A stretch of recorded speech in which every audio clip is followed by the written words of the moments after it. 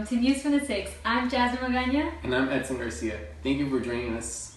Today we are focusing mainly on the Vietnam War. And coming up in this episode of News from the Six, we will hear a little background information of the Vietnam War.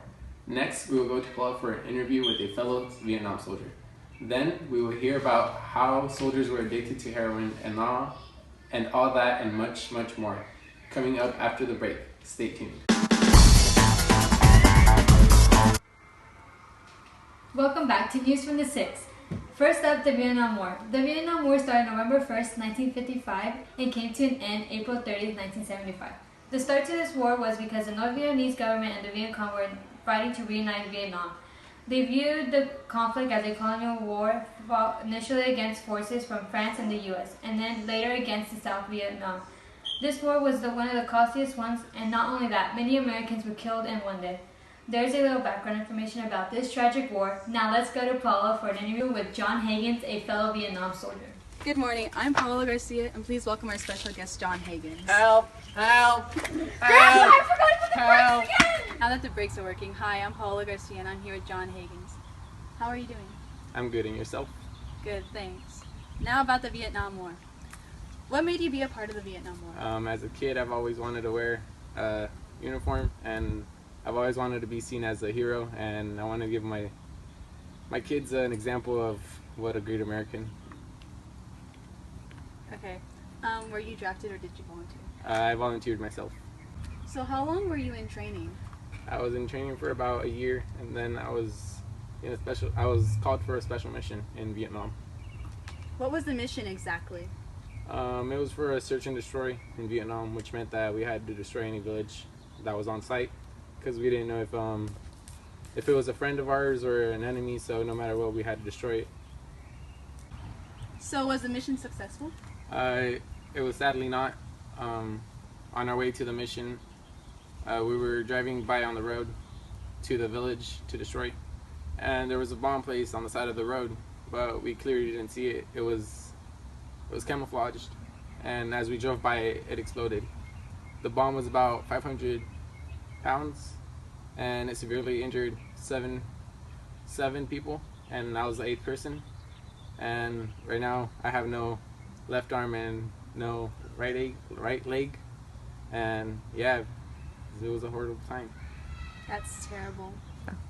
How long has it taken you to fully recover? Well, right now I'm physically recovered, but not mentally. I don't think any soldier is mentally recovered yet. War is harsh, and it's not as nice or fun as young soldiers see it, and I think this should be taken serious because I'm still mentally not recovered. That's so sad. Thanks for being here to share such a sad story, but also a part of history. Back to you, Jasmine. Thank you, Paula and John. What a story. And now on to how soldiers were addicted to heroin. Edson, what can you tell us? Yes, many soldiers were addicted to heroin. In fact, did you know that 15% of the U.S. soldiers had developed an addiction to heroin during their years in combat? And 40% of servicemen had tried heroin, and nearly 20 were addicted. The addicted soldiers were kept in Vietnam until they dried out, and once they were brought back home, only 5% of the soldiers that returned from war would go back to heroin, and 95% would leave it behind. And these are some interesting facts about how soldiers were addicted to heroin. And coming back from our break, we'll go on site with Liz to hear about PTSD and how soldiers were affected by it. Stay tuned. Welcome back. Now let's go on site with Liz to hear about PTSD.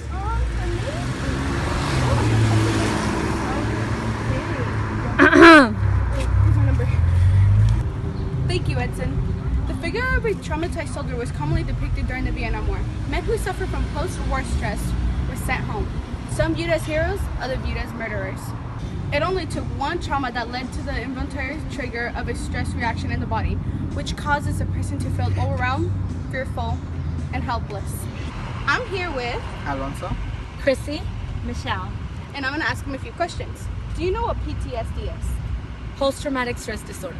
Do you guys know any symptoms? I know one of them is drug abuse.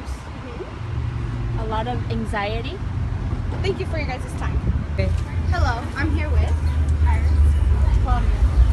What do you guys think that PTSD is?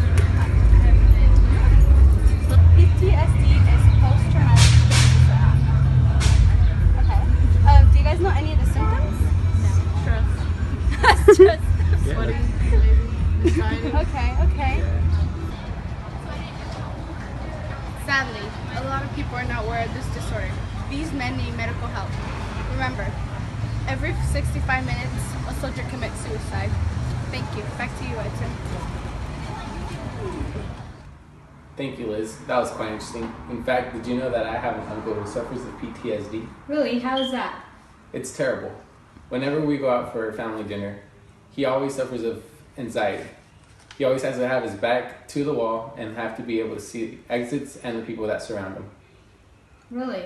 I wasn't aware of that. Unfortunately, that's all the time we have for today. I'm Jasmine Gagna. And I'm Edson Garcia, and we'll see you next time on News from the 6. Have a wonderful day.